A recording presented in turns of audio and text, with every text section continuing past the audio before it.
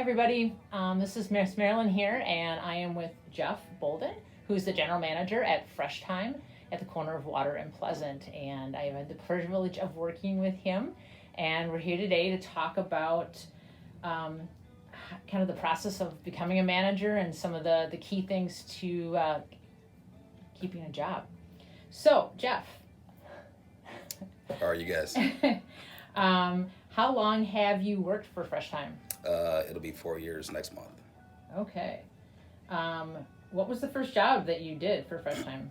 I actually came in as a manager in training for store director. I was the store director at my previous company, and then when I came here, pretty much same position. Okay.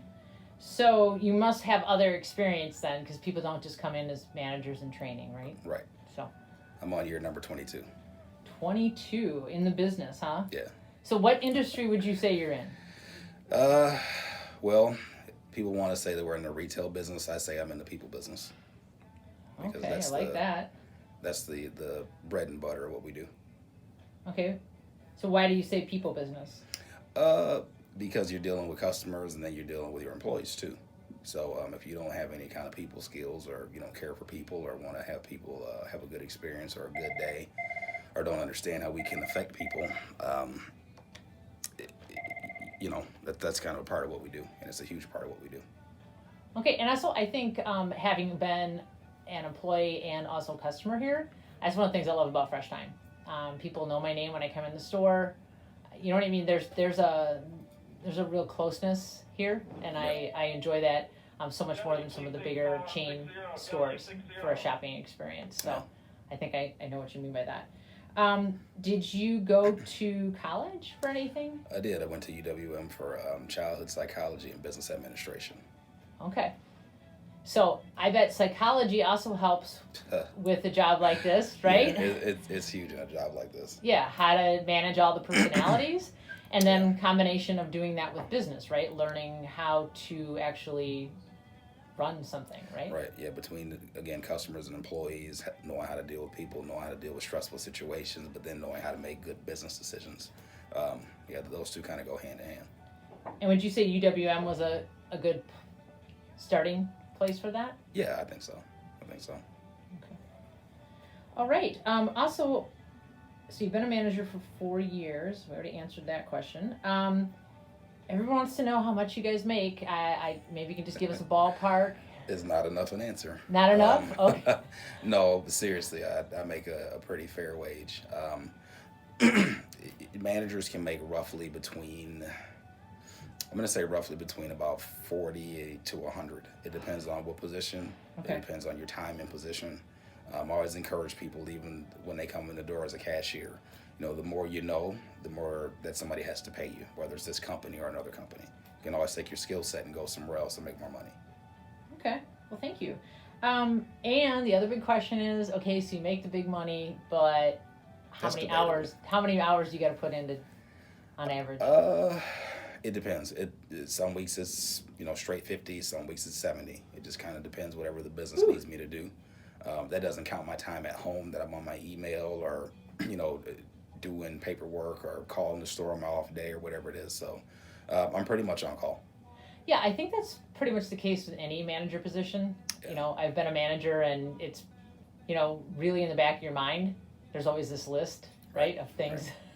Yeah, that you need to be checking on. Yeah, because trust me, I don't go to bed until the store closes. Right. And even then, just out of habit, and even then, if something happens, we get an alarm at 2 a.m, well, guess who's going to take care of it? It's going to be me. Right.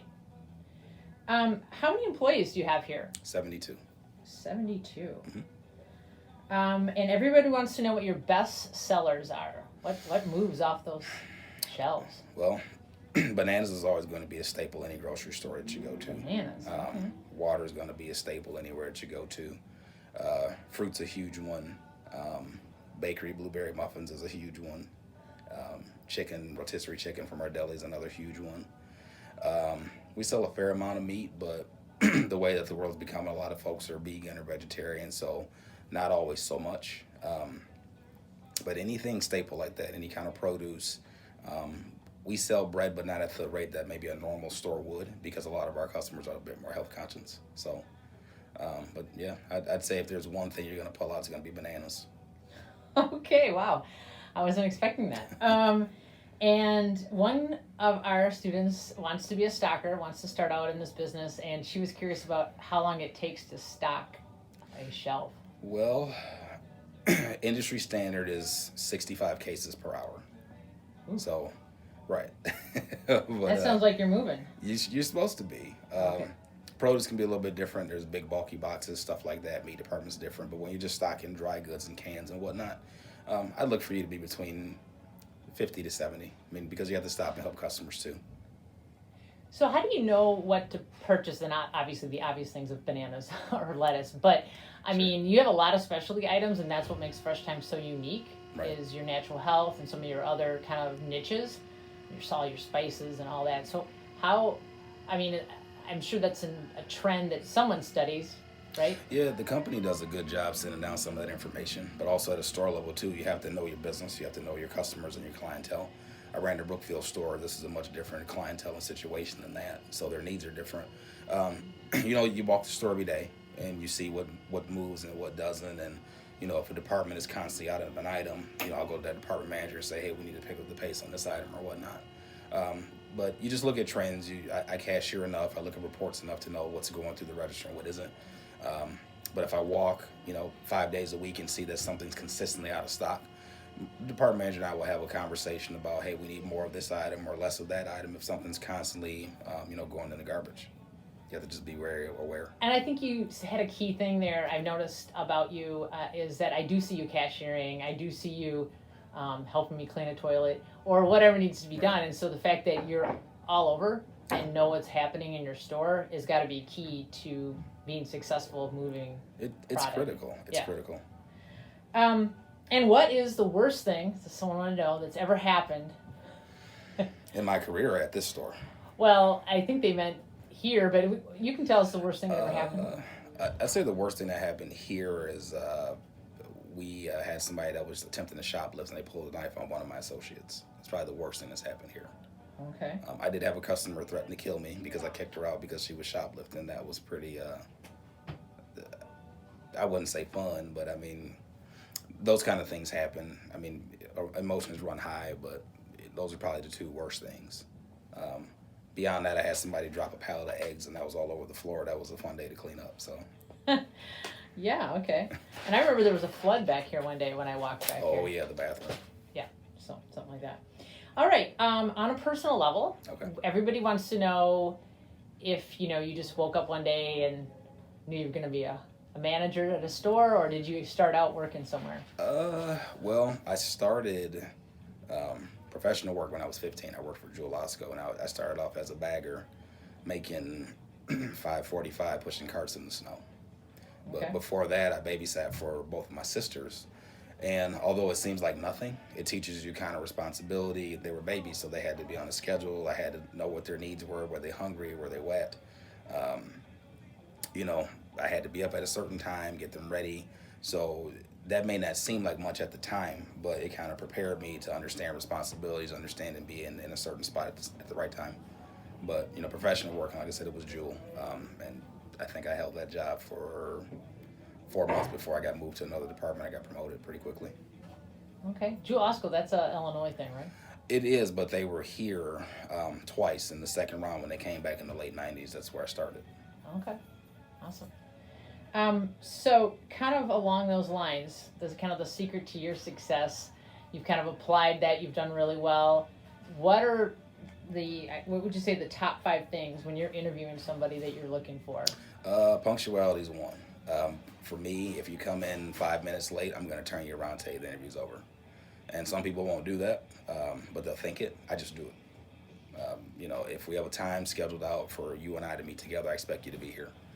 I look at their appearance, how they come through the door. Are they professionally dressed, or at least casually or to some kind of degree? I mean, if you walk in, and I know we're just running a grocery store, but if you walk into my office with slides and a baseball cap on, it's probably going to be a short interview. I think I look for them to have good confidence in what they're talking about. I want them to be sure of themselves because obviously they're going to be, possibly in high pressure situations or have to make decisions for what the customers need or what the department may need at that point in time. And also like honesty. I ask people, what's your level of interest in this job? And 10 is usually not an honest answer. So you don't have to BS me. Just, hey, if I'm 7 or 8, or that's pretty fair. I don't think anybody's 100% interested in doing something. And that could be wrong unless it's like a passion of music or sports or something like that. I mean, maybe that's a 10, but working at a grocery store, probably not. But I like them to be honest and honest about their work history. If they've ever been fired, if they did, hey, things happen. We can talk about that. I'd rather know things up front than find out later on. Okay, so we've got being punctual, appearance, confidence, and honesty. Yeah. Anything else? Energy. Energy's always good. Okay. Yes, so one of the things that I've had people tell me over the past, when they tell me I work at Fresh Time, they're like, well, you must have gotten hired because of you smart or whatever. I mean, when you hired me, and I also have a 19-year-old daughter that works here, I mean, what were the... Did you see those 5 things you just talked about in us somehow? I got those things from the phone call. I got those things from, I believe with you, that you came back to do the interview. So those kind of things stick out to me. When I get somebody who walks in and says, hey, I'd like to interview with you, and I say, how much time you got? And they say, well, we can do it now. Right then and there, I already have a different kind of impression of what the individual might be. You guys are very clear on what you wanted. You were clear on your expectations. I was clear on mine. But you can just sense those things on a person. There's certain intangibles that you can't buy. There's certain things that I can't coach or I can't teach you to be. And having a good work ethic is one of those things. I mean, it's kind of either you have it or you don't. Either you have heart or you don't. Either you have energy or you don't. And you can kind of smell those things on a person right away. So it really was nothing I was born with, right? It has nothing to do with anything about my gender or anything. You know what I mean? No. Like all those things, right? No, I don't. Right? The world wants to define us as, right? Nothing to do with any of that. Right. So it's all these things. It's that, kind of the heart that you bring to the thing. Do you have a final definition for a good employee? Again, honesty. Energy's huge. Honesty. If I can't trust you, to be honest with me, I mean, we all screw up. If I can't trust you to be honest, our working relationship probably isn't going to be favorable for us. If I can't trust you to do more and be responsible and I don't have to babysit you, that's something I talk about when I do reviews, about a person being dependable, do their work on their own. That makes my job easier. I've got enough going on where I don't want to have to babysit you about having your phone out or eating in your department or not being where you're supposed to be or not being punctual. So I have to be able to trust you in all those arenas. But being polite, being professional, being courteous, putting our customers first, those kind of things are really important to me. So polite to customers, but how about also to coworkers? Oh, well, that's a given.